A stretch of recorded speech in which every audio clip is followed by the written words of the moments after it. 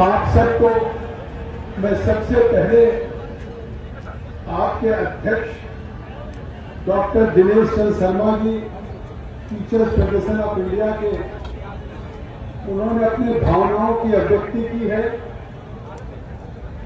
आपके सामने जो चुनौतियां हैं, जो आपके सामने पीढ़ी का बाध्यता है, उसको लेकर के बहुत विस्तार से आपसे उन्होंने बातें की हैं।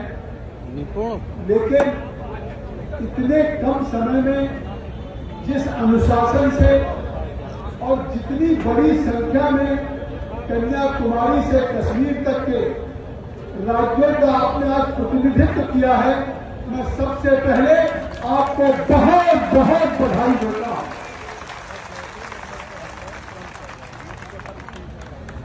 और धन्यवाद देता हूं। मुझे तो कल्पना भी नहीं थी। डॉक्टर दिनेश चंद्र शर्मा जी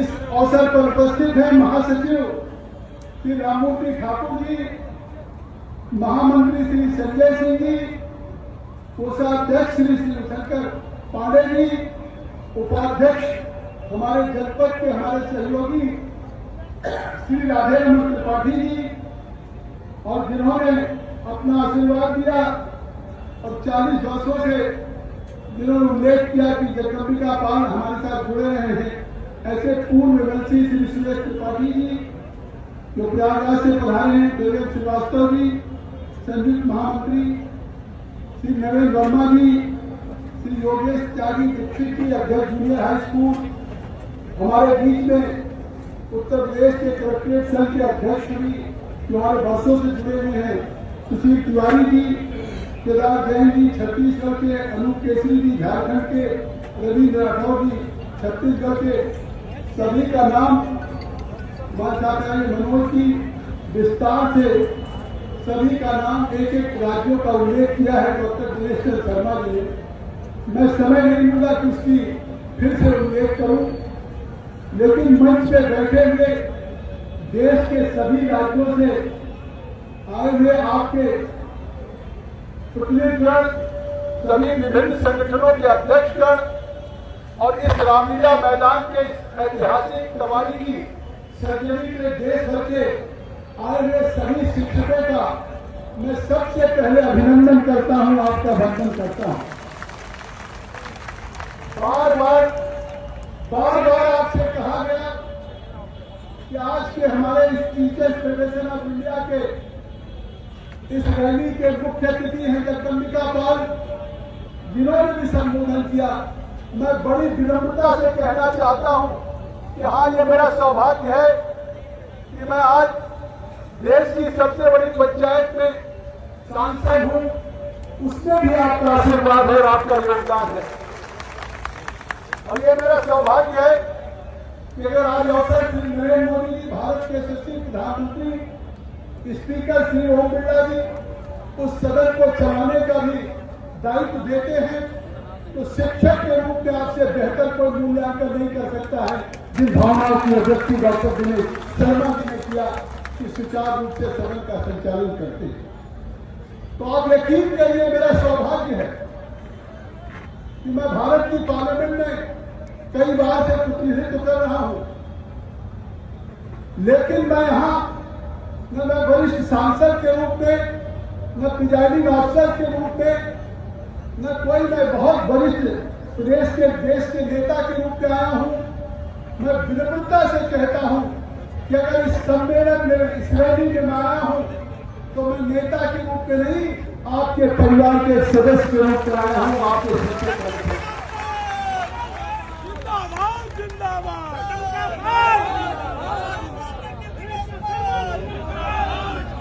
जब आपने हमें आमंत्रित किया, जब अनुमति दी, हमारे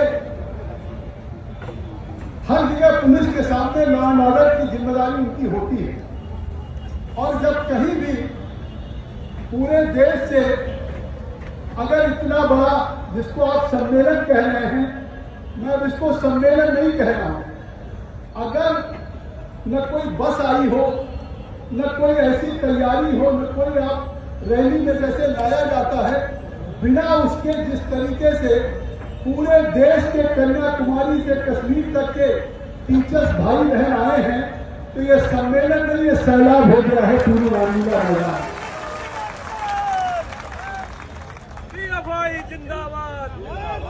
और तो अनुमति देने में निश्चित तौर से इनको सावधानियां बरतनी पड़ती है, क्योंकि कानून व्यवस्था का दायित्व उनके ऊपर होता है। और जिस तरीके से विगत दिनों देश में घटनाएं हुई, उन घटनाओं को लेकर के देश की राजधानी को सुरक्षित, लॉ एंड ऑर्डर को व्यवस्थित रखना इनकी जिम्मेदारी है। श्री डॉक्टर दिनेश चंद्र शर्मा जी ने कहा, तो आप सोचिए, मैंने इसका उल्लेख नहीं किया, मैं कह रहा हूं कि जब 3 बार अनुमति नहीं मिली तो चौथी बार स्वयं जगदम्बिका पाल ने आपकी जमानत लिया, आपकी जिम्मेदारी लिया कि अगर देश के शिक्षक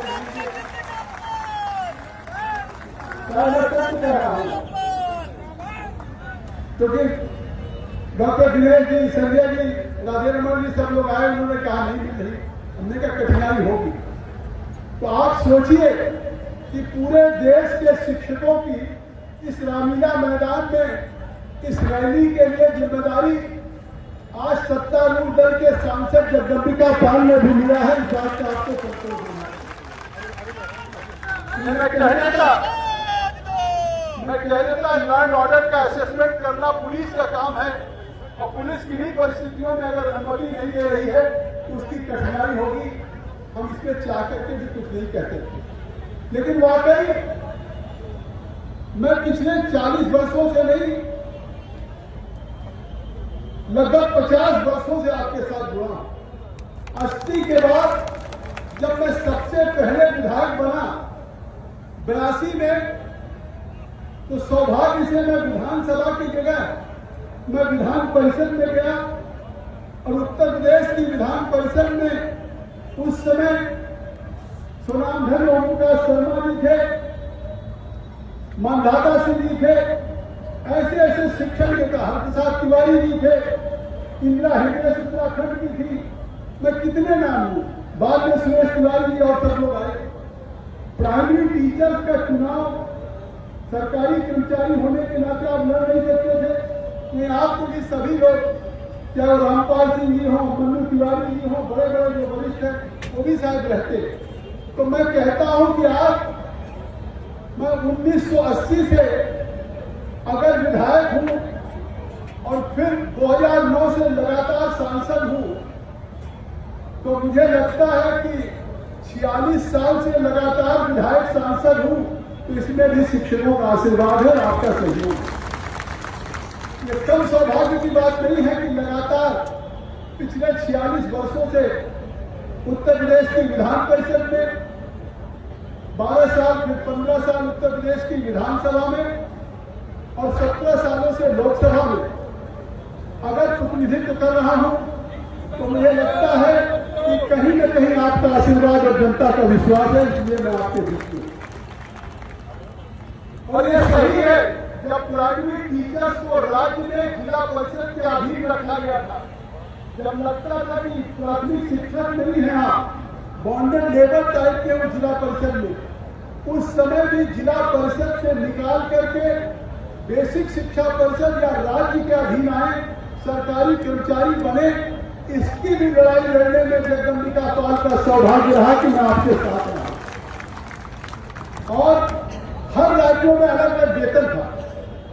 जो देश का निर्माता है, मैं आज भी मानता, मैं रास्ते में आया तो राधे रमन जी से कह रहा कि मैं तो ये मानता हूं किसी सोसाइटी में ये ऊंची ऊंची अट्टालिकाएं हैं, ये इंजीनियर बनाते हैं, टेक्नोक्रेट बनाते हैं, ये बड़े बड़े डैम बनाते हैं, पावर बिजली घर के बहुत बहुत पावर स्टेशन ये इंजीनियर्स बनाते हैं। प्रशासन का काम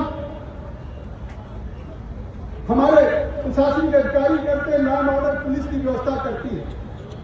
लेकिन मैं ये मानता हूं कि वो चाहे बड़े बड़े टेक्नोक्रेट हैं, आज गगन चुंबी इमारतें बना दें, 30 साल बाद 40 साल बाद वो बिल्डिंग फिर से डिमोलिश की जाएगी, उसकी मियाद खत्म हो जाएगी, नई बिल्डिंग बनेगी।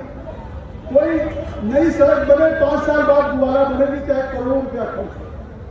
तो आज उस इंजीनियर का वेतनमान, आज उस डॉक्टर के वेतनमान, आज उस अधिकारियों के वेतनमान, और एक जो शिक्षक न बिल्डिंग बनाता है, न डैम बनाता है, न सड़क बनाता है, वो देश के भविष्य को गढ़ने का काम करता है, पीढ़ी बनाने का काम करता है, जनरेशन बनाने का काम करता है। आज चाहे मैं सांसद हूं, जो कुछ भी मेरे अंदर शिक्षा है वो किसी न किसी गुरु की देन है। ये पुलिस के लोग खड़े हैं, अगर ये आज इनका भी सिलेक्शन हुआ है, लाखों लोग भर्ती में बैठते हैं और अगर कुछ हजार लोग भर्ती में होते हैं, तो इनको भी अगर इनकी योग्यता है तो उसमें शिक्षकों का योगदान है। तो अगर विकसित भारत बनाने का संकल्प है प्रधानमंत्री मोदी जी का, और आज हम निश्चित तौर से वैश्विक चुनौतियों में, पश्चिम एशिया के संकट में, जहां रूस का यूक्रेन से 4 सालों से युद्ध चल रहा है, जहां अमेरिका इजराइल का ईरान के साथ चल रहा है, पाकिस्तान अफगानिस्तान का चल रहा है, गाजा फिलिस्तीन का चल रहा है, मैं कहना चाहता हूं कि पूरी दुनिया आज वैश्विक चुनौतियों से जूझ रही है। पाकिस्तान में 560 रुपये लीटर पेट्रोल और डीजल बिक रहा है, लेकिन दुनिया में अकेला भारत है जहां 8 दिन पेट्रोल और डीजल के दामों में वृद्धि नहीं हुई है। ये वैश्विक चुनौती में कितना बड़ा है। इसलिए मैं बात कह रहा हूं, ये बात इसलिए कह रहा हूं कि अगर आप, जब राज्यों का वेतन आपको बहुत मामूली मिलता था, तो उस समय एक आंदोलन चला कि हमारा वेतनमान केंद्र के बराबर हो, और एक आंदोलन चला कि राज्य का वेतनमान केंद्र के बराबर वेतनमान हो, पैरिटी होनी चाहिए। उस समय भी शिक्षकों की लड़ाई कि आपकी सैलरी केंद्रीय शिक्षकों के बराबर हो, इसकी भी जगदम्बिका पाल ने लड़ी थी, और आज आपको केंद्र के बराबर वेतनमान मुख्यमंत्री थे।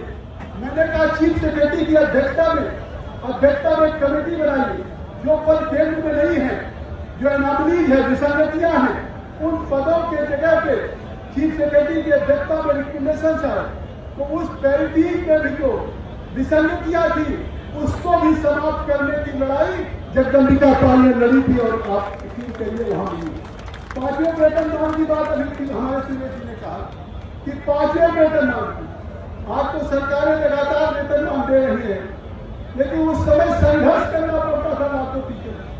रॉयल होटल विधानसभा के सामने आप लोगों को गिरफ्तार कर लिया गया, और पुलिस लाइन सबको पुलिस वाले भर के ले जा रहे। मुझे शाम की फ्लाइट से दिल्ली आना था, मैं पहुंच गया आंदोलन में। अब सबने कहा हमारे सब नेता गिरफ्तार हैं। आप यकीन करिए, मैंने जहाज छोड़ दिया, टिकट फाड़ लिया, मैं इनके साथ पुलिस लाइन गया, डीएमएसपी से बात किया, सारे घाटों को खोलवा के इतिहास है। तो आप यकीन करिए कि मैंने परसों मना किया कि मैं नहीं आऊंगा। इन्होंने कहा हमने देश के किसी पॉलिटिकल पार्टी के किसी नेता को नहीं बुलाया है, लेकिन आप आना होगा। हमने कहा भाई मैं भी तो पॉलिटिकल पार्टी का नेता हूं, एमपी हूं भाजपा का। इन्होंने कहा नहीं, आप हमारे परिवार के संरक्षक हैं, हमारे सुख दुख में हर संघर्ष में खड़े होते हैं।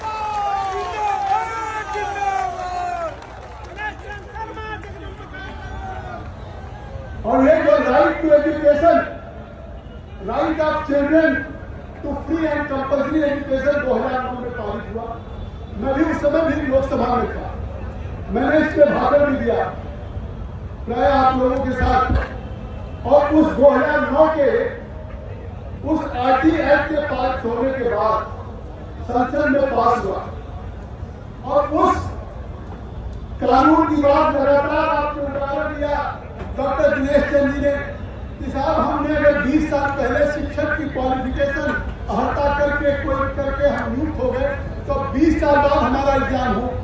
उन्होंने सभी विभागों का उदाहरण दिया, मैं दोहराना नहीं चाहता हूं, लेकिन मैं एक बात कहना चाहता हूं कि जो आरटी एक्ट 2009 लगा, उसमें धारा 23 जो थी, उस धारा 23 में था कि अब भविष्य में केंद्र सरकार शिक्षकों की नियुक्ति की जो अर्हता होगी, क्वालिफिकेशन होगा, वो प्रोविजन लागू करेगी। और आवश्यकता पड़ने पर कुछ श्रेणियों को रिलैक्सेशन भी देगी। फिर 23 अगस्त 2010 को जो सेंट्रल गवर्नमेंट ने अधिसूचना जारी किया, उस 23 अगस्त 2010 को उस आरटी के धारा 23(1) में जो 23 अगस्त 2010 को लागू हुआ, उसके पैरा 1(3) में था कि 23 या 2 से 10 के बाद जो शिक्षक नियुक्त होंगे उनमें ये टीटी को अनिवार्य किया जाएगा। ये भारत सरकार का हमने सरकार में, वो भारत सरकार में जो देश के अन्य विभागों में है कि रिट्रोस्पेक्टिव इफेक्ट से या पूर्ववर्ती तरीके से हम कोई कानून नहीं लागू करेंगे। आज कानून अगर लागू हो रहा है तो वो कानून आज के बाद भविष्य के लिए लागू होगा, न कि रिट्रोस्पेक्टिव इफेक्ट पूर्ववर्ती के लिए।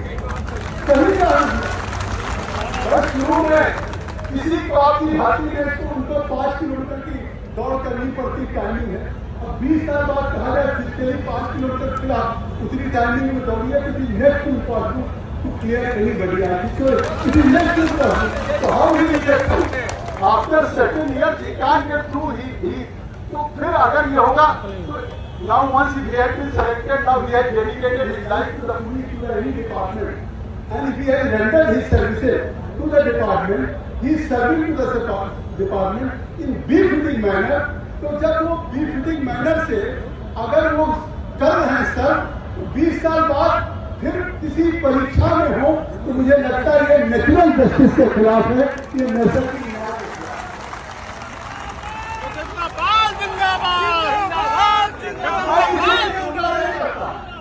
मैं किसी की तुलना नहीं करता हूँ कि आपने कहा कि हमारे बच्चे, अधिकारी के बच्चे, नेता के बच्चे, प्रशासन के बच्चे तमाम इंग्लिश स्कूल में पढ़ते उनको टीटी नहीं लागू होगी। मैं ये तो नहीं कह सकता हूँ, लेकिन मैं ये कह सकता हूँ कि अभी यूपी पीएससी का रिजल्ट निकला है, Uttar Pradesh public service commission में, जिसमें एसडीएम का सिलेक्शन हुआ, डिप्टी एसपी का हुआ, डीएसओ का हुआ, डीपीआरओ का हुआ, एलाइड सर्विसेज का। तो जैसे आईएएस, आईपीएस, इनकम टैक्स, उस मतलब सारी सर्विसेज यूपीएससी दिल्ली निकालती देश के लिए, ऐसे राज्य निकालती है यूपी। तो यूपी का जो फाइनल रिजल्ट निकला है, 75 जिले यूपी में है, 74 जिले के बच्चे इस बार पहली परीक्षा में उत्तीर्ण होकर के आए। 74 मेरे जिले से 4 बच्चे आए, और वो बच्चे कहाँ पर हैं? जो सिद्धार्थनगर, बस्ती, संतकबीर नगर, बदायूं, बिजनौर या मिर्जापुर, सोनभद्र, मथुरा, इन जिलों में जो बच्चे आए हैं 4-4, 5-5, 10-10, वो बच्चे कहीं और नहीं पढ़े हैं, वो प्राइमरी स्कूल में आपके द्वारा पढ़ाए गए हैं, वो बच्चे आज देखते हैं। तो ऐसा नहीं है, आज एक पॉलिटिकल चेंज आया है। आज प्राइमरी एजुकेशन में गुणात्मक परिवर्तन आया है, और उस गुणात्मक परिवर्तन में 74 जिले के बच्चे आए हैं, ग्रामीण क्षेत्र के बच्चे आए हैं, इंटरव्यू दे रहे हैं, वायरल हो रहा है। और सुनिए, 30% परीक्षा की शुद्धता और ईमानदारी देखिए, 30% बैकवर्ड बच्चे सेलेक्ट हुए हैं डिप्टी कलेक्टर में और डिप्टी एसपी में, 20% मिडिल क्लास बच्चे हुए हैं, और जो टॉप 30 हैं उसमें 17 बेटियां ही टॉप कर रही हैं। ये आज का है। तो ये शिक्षक वो है। तो अगर ये शिक्षक वो है कि जिनको 23 अगस्त 2010 में खुद भारत सरकार ने लागू किया कि हम इस अधिसूचना में जो सेक्शन 23(1) में था, उसमें 4 प्रमुख प्रावधान थे, आप सब जानते ही। पैरा 1 के 3 में क्या था कि 23 अगस्त 2010 के बाद नियुक्त होने वाले शिक्षकों के लिए न्यूनतम शैक्षिक योग्यता और टीचर एलिजिबिलिटी टेस्ट, जिसको टीटी कहते हैं, उसको अनिवार्य किया जाए। तो ये 23 अगस्त 2010 के केंद्र के एक्ट पास होने के बाद नोटिफिकेशन में निकल चुका है पैरा 1(3) में कि ये टीटी जो लागू होगी पैरा 1(3) से, वो केवल इस टीटी एक्ट के कानून के आईटी राइट टू एजुकेशन के लागू होने के बाद टीचरों पर लागू होगी, न कि पूर्ववर्ती और और पैरा 4 में तो स्पष्ट दिया हुआ, पैरा 4 में स्पष्ट दिया है कि 23 अगस्त 2010 से, और क्लियर कर दिया 23 अगस्त 2010 से पहले जो भी शिक्षक नियुक्त हैं उन पे ये नई शर्तें नहीं लागू होंगी।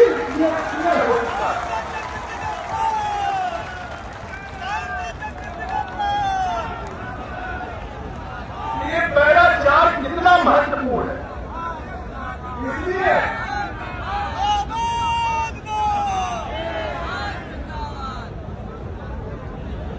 इसलिए मैंने आप लोगों के डेलीगेशन को भारत सरकार के शिक्षा मंत्री श्री धर्मेंद्र प्रधान जी से मैंने मिलाया। उन्होंने घर पे मुलाकात की। घर पे मुलाकात करने के बाद बातें पूरी नहीं हुई। खुद भारत की पार्लियामेंट में अपने ऑफिस में बुलाया। डॉक्टर दिनेश शर्मा जी थे, संजय सिंह जी थे, राजेंद्र जी थे, पूरा एक प्रतिनिधिमंडल। ये मामला सुप्रीम कोर्ट में चल रहा है, सर्वोच्च न्यायालय में चल रहा है।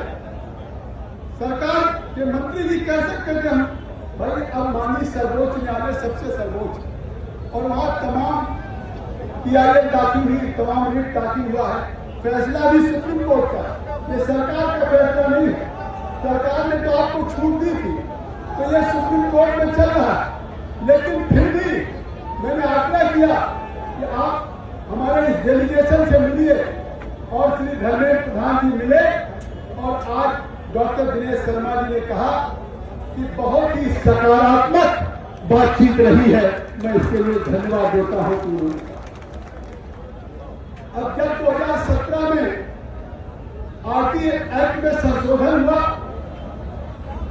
तो पहले तो 27 जुलाई 2011 में यूपी में जब लाया गया तो 2017 के RT एक्ट की अधिनियम धारा 23(2) के प्रोविजन में भी जो प्रोविजन था उस पर संशोधन किया गया कि 23 अगस्त 2010 के बाद जो नियुक्त हुए हैं उन पे जिनको रिलैक्सेशन दिया गया उनको केवल उसमें प्राप्त करने का अवसर दिया।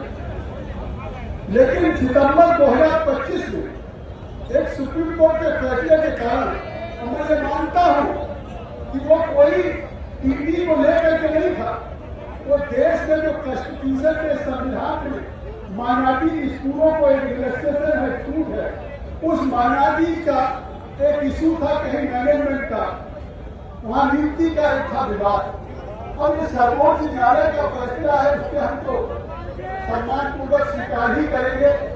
वही पुनर्विचार याचिकाएं भी लगी, वो फैसला करेंगे। लेकिन वो सुप्रीम कोर्ट ने जो फैसला कर दिया, वो फैसला कर दिया कि 2 वर्ष के अंदर सबको टीटी में दिया जाए जो 2010-11 के 27 जुलाई के पहले हों। तो निश्चित तौर से आज जो आप हैं पूरे देश के शिक्षक आए हैं, आज इसीलिए जगदम्बिका पाल खड़े हैं कि यह आपके साथ जो टीटी लागू हुआ है, ये जो सरकार के द्वारा नोटिफिकेशन था कि 2010 के पहले के टीचर पे नहीं लागू होना चाहिए, तो मैं आज भी मानता हूं कि उन पे नहीं लागू होना चाहिए। और इसलिए मैं आप लोगों से कहता हूं, और इसीलिए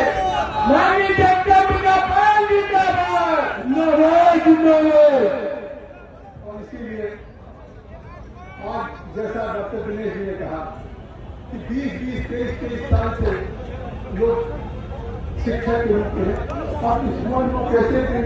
अभी एक बहन था कि नो टीटी बिफोर RT, इससे ही बात कि भाई ये कानून जब लागू हुआ तो उसके बाद आप लागू करिए।